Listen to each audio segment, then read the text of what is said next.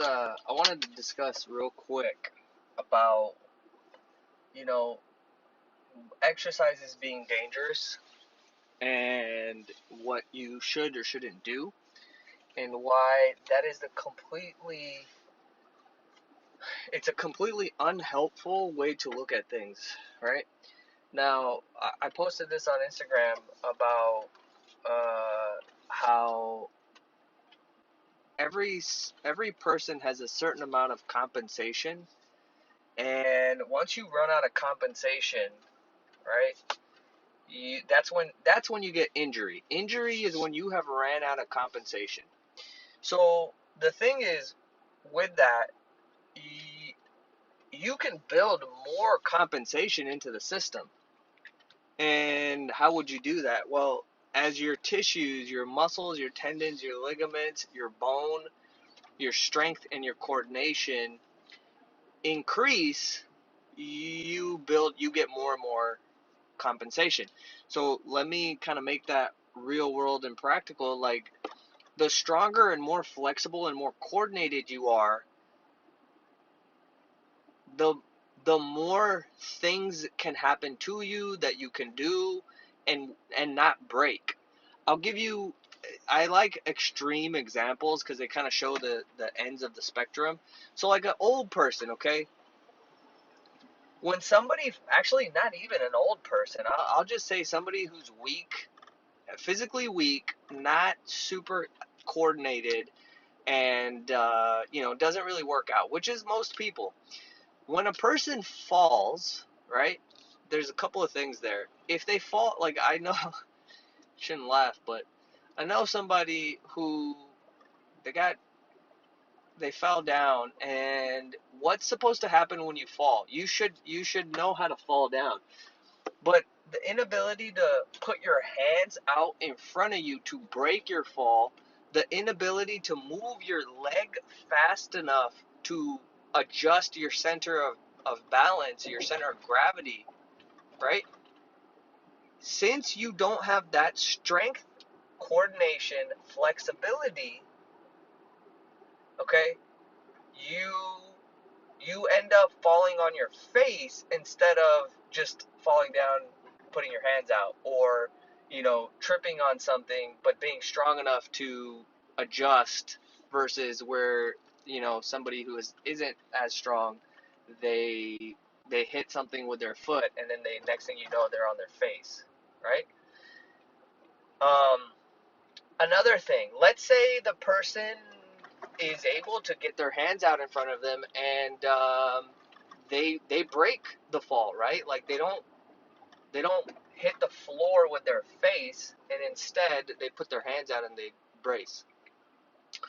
Well, depending on the tissues, how dense your bones are, how thick and strong your tendons, ligaments are, and how strong your muscle is, you might end up, you know, breaking a bone. Like, how many people do you know that have fallen and broken, their hand or wrist or something like that, right? Or strained ligaments, right? What is that? That's because the tissues are not up to par.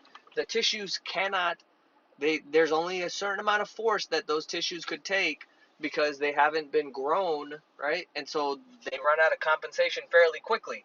So they can compensate for up to, I'm just making up a number here. Let's say 100 pounds of force. They can compensate. Anything more than that, then the tissue breaks. This is a fascinating thing to me. So then this concept, I believe, was originally, I learned it from Dan John, one of my strength coach mentors and heroes. Learned so much from that guy. And he had this thing. He would be like, the stronger you are, the more stupid shit you can get away with. The stronger you are, the more you can eat, the more you can, do things in life. So it basically allows you to do more stuff. The and he likened the amount of strength you have to a cup, right? So bigger the cup, the more liquid you can put inside of it, right? And so the liquid is analogous to all the things that you can do or get away with, right? If you have a little teeny tiny cup like a shot glass because you're not very strong, there's not a lot of liquid going in there. That's the person who can't break their fall, and they're not very strong. So then, even if they break their fall, their wrist, they break a bone or they break a wrist or something like that. All right, we'll pause on this. This kind of stuff you don't learn and take in one sitting. It takes time to marinate in these things. The next piece, okay? How do I build more compensation? How do I increase the size of the cup so I can put more liquid in it? How do I make that bone, those tendons, that muscle stronger so that even when when I break my fall, nothing happens. The way to do that is effective strength training done to the extremes of the ranges of motion that you have in each area of the body. Okay? The place where you don't have strength and coordination, that's a place where you will be tight and weak, right? So inflexibility, immobility is not because it's not random. It's not, oh, you're just tight. You're tight there because your body's trying to protect you from going there because it knows you have not developed strength or coordination there. So the answer is, first, let me build that by taking every movement to the extreme ends of range and having control and strength and working those areas. Now the thing with muscle is that muscle will change and adapt a lot faster, whereas tendon and ligament will take twice as long for the cells to change and adapt. They will get thicker and stronger, but it will take longer. Also, bone will get more dense as well and more resilient as well. Again, takes much longer. Anybody who lifts weight, if you ever go get a DEXA scan and they do a bone density reading, their numbers are off the charts. The last time I got a DEXA scan, my bone density was like it was in the top one in the 99th percentile, like the top range of that. Like, why is that? It's because I've been doing the things for a very long time that cause that adaptation, which is basically it's lifting weights and getting stronger because that load changes the bone. The adaptation is for it to get stronger or more dense, more resilient. Anyways, this is very, very, very important.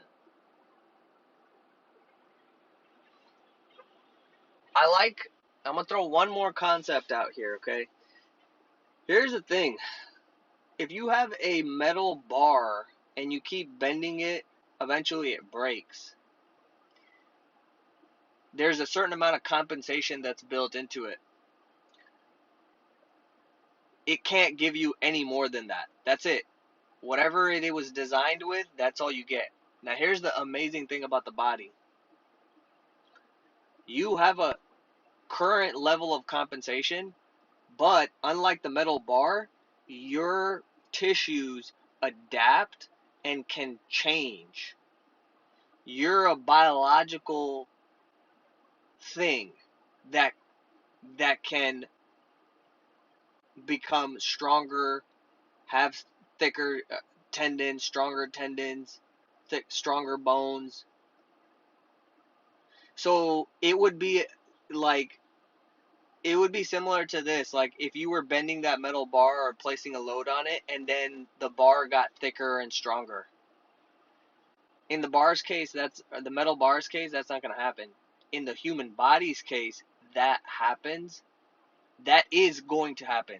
it's happening in reverse for pretty much the entire population. Where since they're not loading it, it goes either way. So like it would be the similar to like where the bar, if you don't load it and bend it, it gets skinnier and weaker. See, that's happening to, and so the bar is just it is what it is. It doesn't change. But the human body, it is constantly going whatever the stimulus is right now. So if you don't bend it and load it, it gets skinnier and weaker. If you do bend it and load it, it gets thicker and stronger. If you, but here's the thing, here's the catch. Whatever your current capacity is, that is what is your whatever amount of compensation you have right now. You cannot go beyond that to make it thicker and stronger. You work up to that point. Yeah, I don't think you need to work right up to that point. You can stay pretty far away from it, but you just load and bend and control and contract, and it changes. That's why I'm dunking in ways that I've never dunked before at age 33. Got more in-game dunks from the age of 32 to 33 in about 12 months than I did in my entire career prior to that.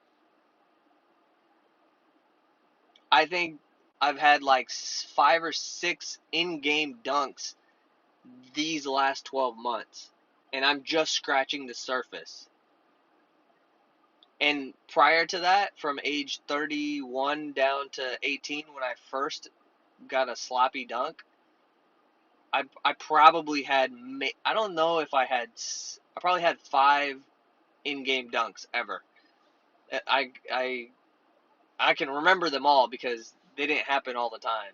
So there was one, yeah, maybe five of them. I think one Indian tournament, one sick one at City Sports where I caught the ball in the wing, ripped through the middle, just threw it down, half court set, which was dope. Indian tournament that missed a dunk in college in I think my last game. So that doesn't count. So that's 2 right there. Yeah, maybe 4, 3 or 4, possibly 5 dunks ever in a game. Lots of dunks outside of games, but you have to have to dunk in a game. This will be a topic for a different this will be another conversation, but I'll leave it at that. Super interesting stuff. It really is the key to understanding and being able to change your body and do all kinds of crazy things. So I will talk to you later. Find me on Instagram, rambeer.sangera. Let me know what you think. Go check out that sweet dunk that I just did yesterday or the other day. Through a lob reverse dunk. Around 5'11", 150 pounds. Like, this is just proof. I'm not a genetically gifted person. This is just proof, okay? Alrighty. Catch you later. Enchilada recipes at enchiladalife.com. Okay? Later.